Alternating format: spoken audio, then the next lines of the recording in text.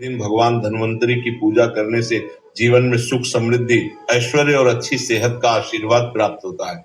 साथ ही इस दिन खरीदारी करना भी बहुत शुभ माना जाता है। धनतेरस के दिन हर तरह के शुभ कार्य प्रारंभ किए जा सकते हैं। इस दिन विशेष रूप से सोना और चांदी के आभूषण, नए बर्तन आदि खरीदे जाते हैं। धनतेरस के दिन इस प्रकार की विशेष चीजें खरीदने पर मां लक्ष्मी जी का आशीर्वाद मिलता है। ऐसी मान्यता है कि धनतेरस के दिन हम जिस भी वस्तु की खरीदारी करके लाते हैं उसमें 13 गुना की वृद्धि होती है। इसलिए आपको ध्यान रखना है कि कोई भी ऐसी गलती ना करें, ऐसी वस्तु खरीद कर ना लाएं जिससे कि अशुभता आ जाए। तो धनतेरस के दिन ये चीज कौन सी है, खासकर हम आज के प्रवचन में आपको बताएंगे कि आपको इन 13 विशेष चीजों में से आपको कुछ ना कुछ वस्तुएं खरीदनी ही चाहिए। अगर आप इन सभी 13 वस्तुएं ना खरीद पाए तो इनमें से जो भी आपकी सामर्थ्य हो वह वस्तु आप घर पर खरीद कर ला सकते हैं। तो वह वस्तु आप घर पर खरीद कर ला सकते हैं। धनतेरस के दिन माँ लक्ष्मी जी, कुबेर देवता और धन्वंतरी भगवान की पूजा करने से घर हमेशा धन धान्य, सुख सुविधा और वैभव से भरा रहता है। धनतेरस के दिन जो लोग सोने चांदी से बने हुए आभूषण या सोना चांदी ना खरीद पाए, उन्हें भी इस दिन कुछ चीज अवश्य ही खरीदनी चाहिए। सबसे पहली वस्तु है नई झाड़ू। धनतेरस के दिन नई झाड़ू खरीदना बहुत शुभ माना जाता है। झाड़ू को माँ लक्ष्मी जी का प्रतीक माना जाता है और ऐसा माना जाता है कि नई झाड़ू से धनतेरस के दिन पहले पूजा करके फिर उसका प्रयोग करने से घर की सारी नकारात्मक ऊर्जा दूर हो जाती है और घर में सुख समृद्धि का वास हो जाता है। अगर हो सके, सामर्थ्य हो तो धनतेरस के दिन एक झाड़ू का गुप्त दान करना चाहिए। इसे आप मंदिर में किसी चौराहे पर या ऐसी जगह पर जहां से कोई भी जरूरतमंद व्यक्ति इस झाड़ू को उठाकर ले जाए, वहां पर आपको रख देना चाहिए। दूसरी वस्तु है साबुत धनिया। धनतेरस के दिन आप कुछ लेकर आए या ना आए, साबुत धनिया तो हर कोई ला सकता है।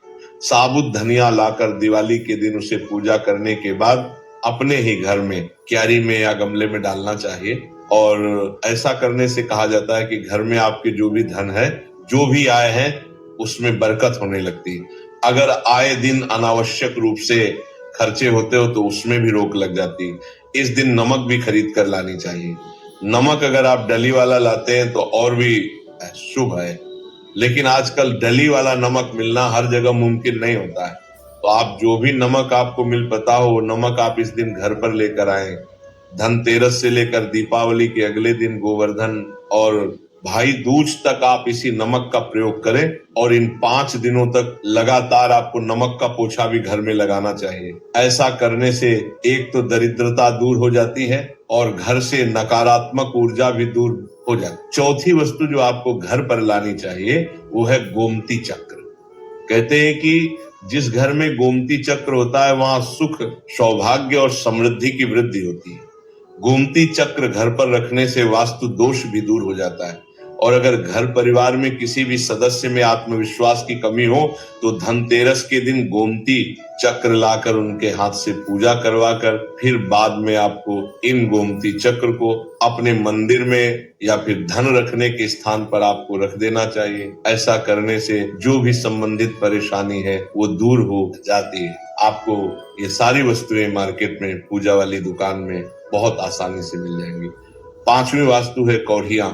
कौड़ियां आपको सफेद, भूरी, पीली चितकबरी मिल जाएंगी, लेकिन आपको 2 कौड़ी लानी है। वो या तो सफेद लेकर आए या फिर पीले रंग की कौड़ियां लेकर आए। कहते हैं जिस घर में कौड़ियां होती है वहां पर महालक्ष्मी जी हमेशा वास करती है। कौड़ियां माँ लक्ष्मी जी को आकर्षित करती है, इसलिए आज के दिन आप 5, 7, 11 या 13 कौड़ियां लाकर आप चाहें तो धनतेरस की शाम को या फिर दीपावली की रात को इनकी पूजा करके रोली, अक्षत, कुमकुम अर्पित करके फिर एक लाल कपड़े में बांधकर आपको अपने घर में जहां पर भी आप धन रखते हैं वहां रख देना चाहिए। हर साल आप इन्हीं पुरानी कौड़ियों की पूजा कर सकते हैं। हर साल आपको कौड़ियां खरीदने की आवश्यकता नहीं है। यदि आप नई कौड़ियां खरीदना ही चाहते हैं तो पुरानी कौड़ियों को आप जल में प्रवाहित कर दें।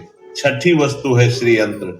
श्री यंत्र खरीदते समय देखिए कि उस पर सभी चिन्ह, सभी जो भी निशान होते हैं वो अच्छे से अंकित होने चाहिए। श्री यंत्र जिस घर में होता है, नियमित रूप से श्री यंत्र की पूजा जिस घर में होती है, वहां पर भी कभी धन का अभाव नहीं रहता।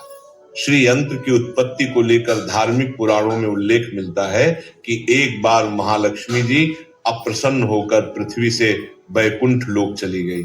माता के रुष्ट हो जाने से धरती पर बहुत सारी समस्याएं प्रकट हो गई। ब्राह्मण और महाजन बिना लक्ष्मी जी के निधन हो गए। तब ब्राह्मणों में श्रेष्ठ वशिष्ठ मुनि ने निश्चय किया कि मैं लक्ष्मी जी को प्रसन्न कर पृथ्वी पर वापस ले आऊंगा।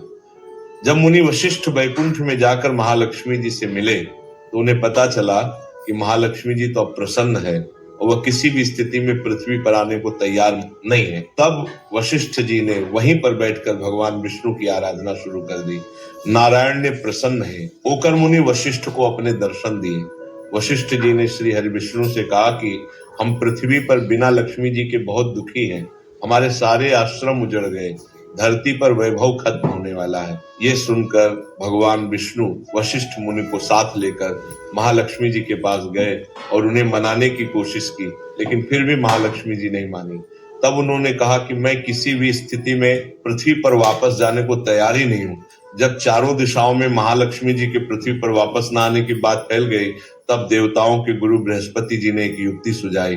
उन्होंने कहा कि अब श्री यंत्र साधना ही एकमात्र उपाय बचा है जिसे महालक्ष्मी जी को धरती पर आना ही पड़ेगा।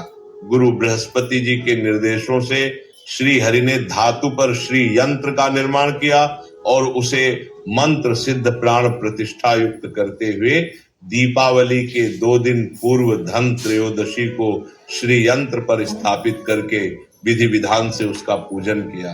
पूजन समाप्त होते होते माता लक्ष्मी जी को वहां आना ही पड़ा और वे बोली कि मैं किसी भी स्थिति में यहाँ आने के लिए तैयार नहीं थी, ये मेरा प्रण था, परंतु बृहस्पति जी की युक्ति से मुझे आना ही पड़ा। श्री यंत्र मेरा आधार है और इसी में मेरी आत्मा भी बसती है। यही कारण है कि धनतेरस के दिन श्री यंत्र खरीदना चाहिए और अपने घर में स्थापित करना चाहिए। 7वीं वस्तु है 7 मुखी रुद्राक्ष की माला या फिर 7 मुखी रुद्राक्ष। अगर आप धनतेरस के दिन 7 मुखी रुद्राक्ष को घर पर लाते हैं और फिर उसकी विधि विधान से पूजा करते हैं या भगवान शिव की पूजा में आप इस रुद्राक्ष को प्रयोग करते हैं, किसी भी मंत्र का जाप करते हैं, तो उससे भी आपके घर में कभी परेशानी नहीं आती।